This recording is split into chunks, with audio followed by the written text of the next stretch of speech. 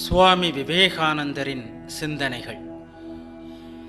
நமது புனிதமான தாய் திருநாடு ஆன்மீகமும் தத்துவமும் தழைத்த நாடு, ஆன்மீக செம்மல்களை பெற்ற நாடு, துறவின் உன்னத நாடு.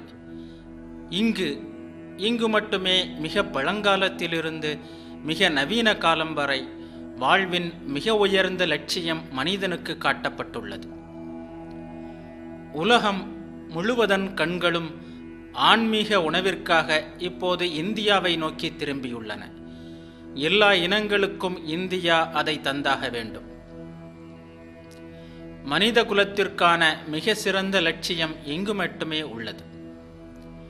ஆன்மா அழிவற்றது போன்ற மேலான கருத்துக்கள் எந்த மதத்திலாவது காணப்பட்டால் அது நேரடியாகவோ மறைமுகமாகவோ நம்மிடமிருந்து பெறப்பட்டதே ஆகும்.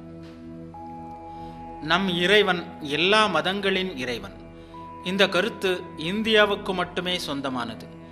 உலகின் வேறு சாஸ்திரங்கள் எதிலாவது இத்தகைய கருத்தை காட்ட முடியுமா என்று உங்களுக்கு சவால் விடுகிறேன்.